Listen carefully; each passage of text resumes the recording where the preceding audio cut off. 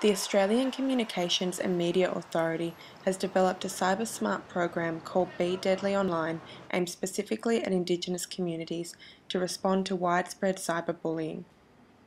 So Be Deadly Online is a national cyber safety program specifically aimed for Indigenous communities across the country, and it's made up of a whole series of educational resources that we're hoping people will use on lots of different platforms. So a web portal so people can go back to look for help and counselling and to learn about the issues. Of course, it's natural and very sad that the Indigenous community has fallen victim to this, because it's human nature for people to want to have some form of control and power over their lives. And when that's taken from you above, you start to turn on the people laterally, and as a result you attack your own people.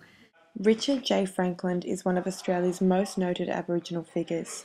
He is a Gundjamara man who has developed a lateral healing program that explores the reasons why there is widespread bullying within the Indigenous community and how it can be addressed. And we'll say that everyone's got those cultural lows, yeah? Black, white or brindle. But now that you're Aboriginal, wow, got a few more there. So you go to the shop, the mall, do you get followed around the mall? 70–80% of Aboriginal people do. 10% of the prisons are, the women's prison are Aboriginal women at the moment. It's on the increase, so you've probably got an auntie in jail. You'll also, your dad will be dead, because of the life expectancy. So dad's dead, and mum drinks a lot, but probably... There's a lot of bullying around, and bullying is one of the things of lateral violence. It's one of the tools that it uses. It's specific, it becomes specific, or comes out in a specific way in the Aboriginal community. It comes out because we're a minority group, and we live under the banner, if you like, of the dominant culture. So rather than us striking upwards, we strike to the side. When we're carrying a lot of things, we have trouble seeing conflict. We see conflict. We have the potential to see conflict everywhere, as opposed to for what it really is.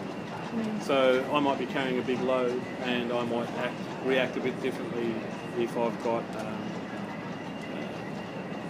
to if I was carrying a lighter load. Richard says that lateral violence and bullying in the Aboriginal community is a product of colonisation that has come about largely due to loss of culture. By practising what remains of traditional culture, Aboriginal communities can start a process of lateral healing. The La Perouse Aboriginal community developed the Young, Black and Deadly workshop in response to increased lateral violence and bullying. The event is now held annually at Yarra House and has already proven that restoring traditional culture restores harmony and keeps family ties strong. When you hear the song, you're going in, that's sliding the feet again, and this is what you're doing with your arms.